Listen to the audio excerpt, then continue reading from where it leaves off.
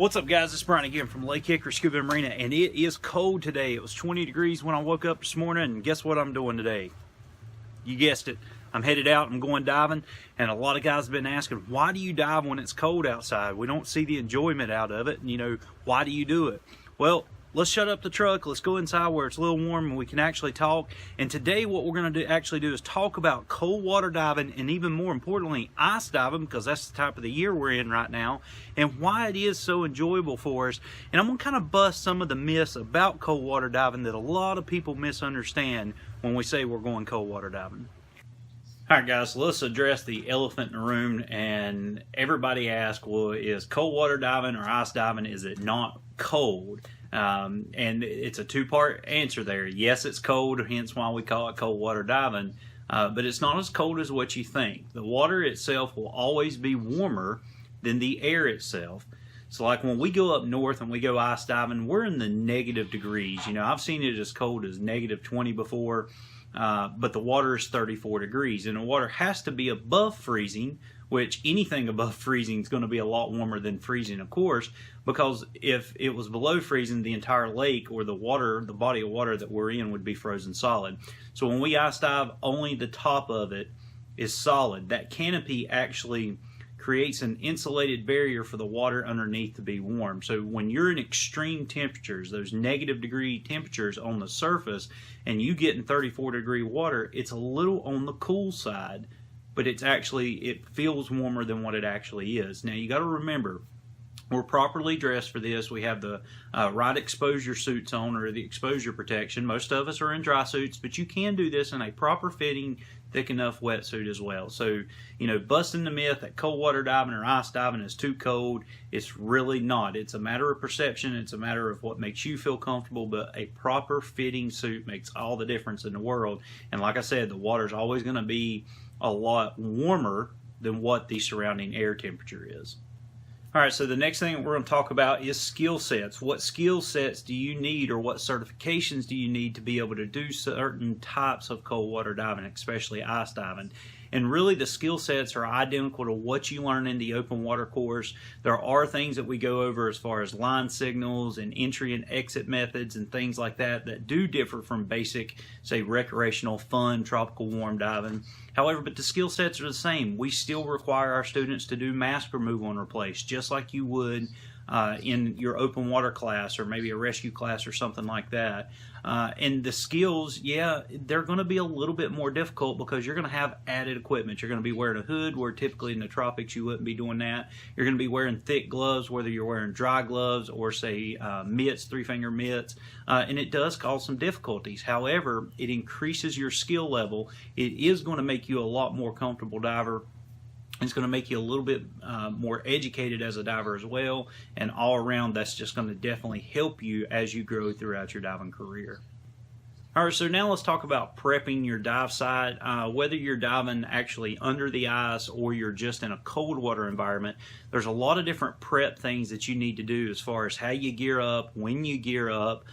Heated sheds, we use that a lot anytime that we are actually doing ice diving. We'll set up a tent area that we can put heaters in, so it makes it a comfortable environment for us to change in.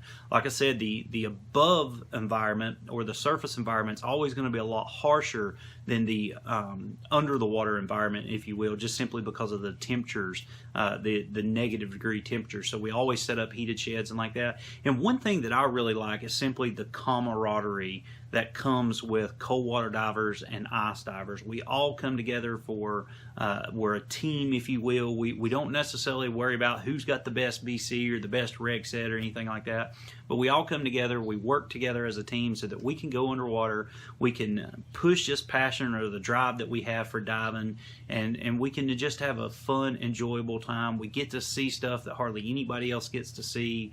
We're increasing our skill sets, our abilities while diving. But that camaraderie really helps. Whether we're helping each other get in and out of the water, we're helping each other get suited up, or we're just there for support. That's another great thing that I really love about cold water diving and ice diving. Next thing I want to talk about, of course, is equipment as well. Anytime that you're diving in temperatures, let's say colder than 50 degrees, you want to make sure you do have the proper equipment. Gear configuration in itself is not that big of an issue. However, having the proper gear for cold water environments is. Your regulators do need to be cold water reg systems. They do need to be environmentally sealed, have some type of cold water kit on it to prevent freeze-ups. Because what will happen is if you are not using the proper reg system, they can freeze up and cause catastrophic failures. Unfortunately, due to the way physics work, if you will, it doesn't take much to get a regulator to freeze, especially a second stage while on land. There's a lot of times that we will have divers who do not have a cold water system or a cold water reg system, and they do have trouble, and what we have to do is actually thaw out their regulators on land before we can get them in the water.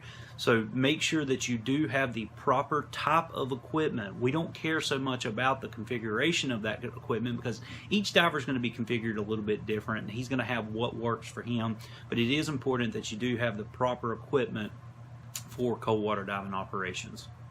So as we kind of finish up this video, I want to talk about why I personally cold water dive and why I really enjoy ice diving in itself. First of all, it's not something that I get to do all the time. I am a professional diver and I truly dive 7 days a week. However, when it comes to ice diving, it is rare. I get to go at least once a year on a week-long ice diving trip, but that's 1 out of 52 weeks a year. It's not something I do weekly, you know, every day or whatnot. So it's something that I enjoy to do. I love going and exploring new places.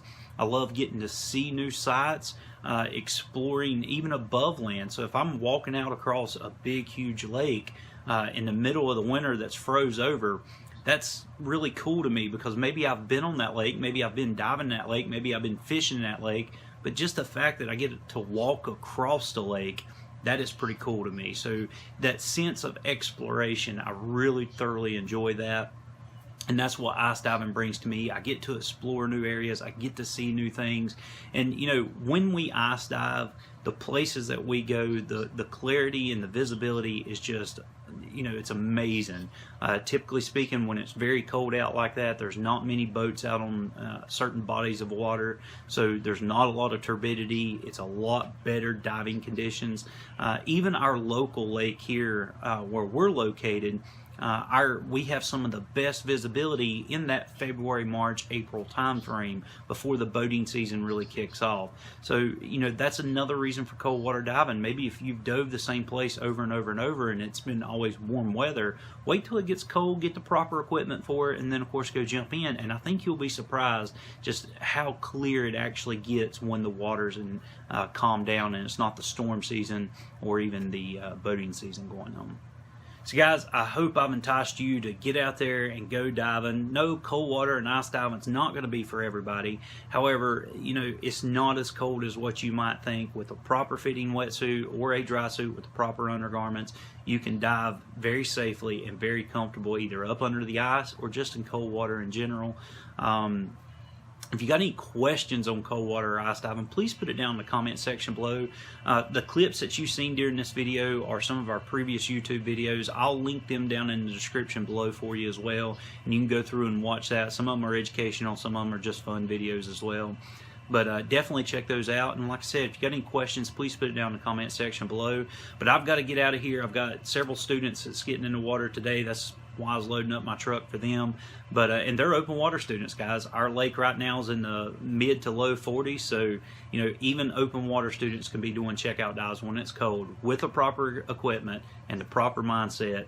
They can do it, and so can you. But guys, if you like this video, simply smash that like button for me and definitely share it as well. As always, make sure you follow us on Instagram and Twitter, like us on Facebook, pin us on Pinterest, subscribe to us here on YouTube, and as always, guys, we appreciate your business.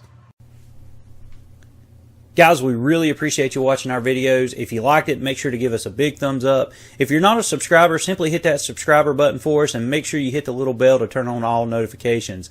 If you want to see some other cool videos, make sure to click these links here. They could be scuba tips, they could be diving videos, search and recovery videos, or gear reviews. Once again, guys, we really appreciate it.